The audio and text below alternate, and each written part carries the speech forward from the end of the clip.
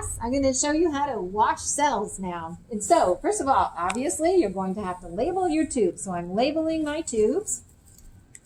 And then I'm going to pick them up. And I'm going to take my 3 to 5% suspension. I mix it really well before I use it. And I'm going to make my drops come into the tube. So I'm just going to do 1 drop in each tube. Okay, and then I have a small amount of blood in the tube. That's all you're going to need. So then I'm going to take my saline. And the easiest way to do this, you can have 3 tubes, you can have 1 tube, you can have 10 tubes, however you want to do it. The way I do it is I aim to, and you're not going to stick your nozzle inside the tube. You can contaminate your saline bottle. So you're going to have it just outside. And I usually will have some paper towels right underneath, just in case it makes a little bit of a drip. But what I do is I just aim my saline and I fill up this way. I just take it this way, move it over as the tube fills, and I continue on. Makes it nice and quick. If you notice here, I have a really slight amount of cells in there and you don't see any button of cells on the bottom. So at this point, I'm going to put them in the centrifuge, balance the 3 tubes, shut it down, and when you are spinning for wash, you need to spin for a minimum of 60 seconds. So I turn the centrifuge on for 60 seconds. Let it spin all the way down. What that will do is going to pack the red blood cells down to the bottom. After a minute, you're going to see a red cell button at the bottom of the tube. That cell has been washed 1 time. This entire procedure, we'll go over it, do it 4 times. After we've washed 4 times, I'm going to show you how to get down to what they call a dry cell button. It takes off the last bit of saline in the tube. But you do this process 4 times, you have a washed cell. We also have cell washers in the back. The cell washers will do this automatically for you. So when we have a wash day and classroom day, we'll make sure that you know how to use the cell washers. Okay, so this is now spun for 1 minute. We wait till it slows down. You shouldn't open it and try to stop it with your hand. So we wait till it slows down, and then we're going to take it and dump it out. There's 2 ways to dump this out.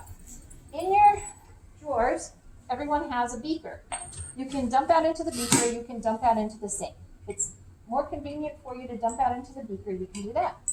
So looking at this, you can see that there are cell buttons at the bottom of each tube.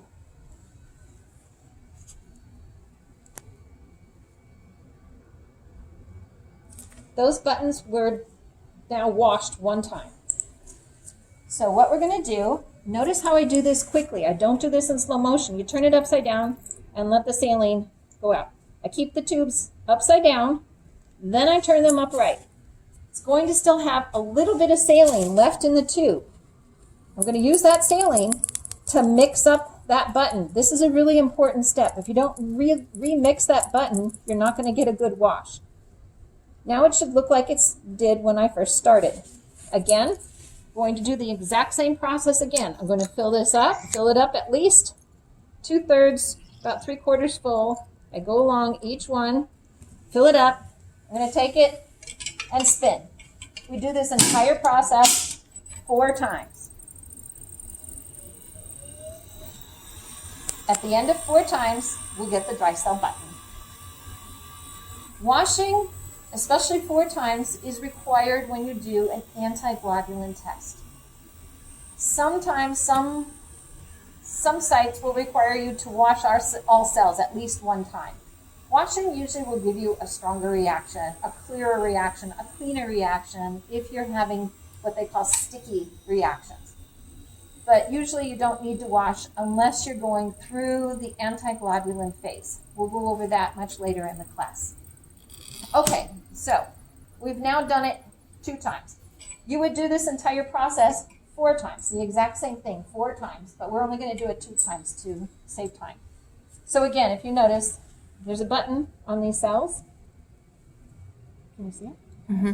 Okay, so we're going to pretend like this was the 4th wash. Same thing. Notice, I empty it out, not slow motion. You turn it over. Let all the saline come out. Shake down.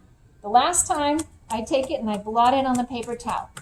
that gets rid of that last bit of saline. So you remember, the other washes, you keep that last bit of saline in and shake it up, mix it up.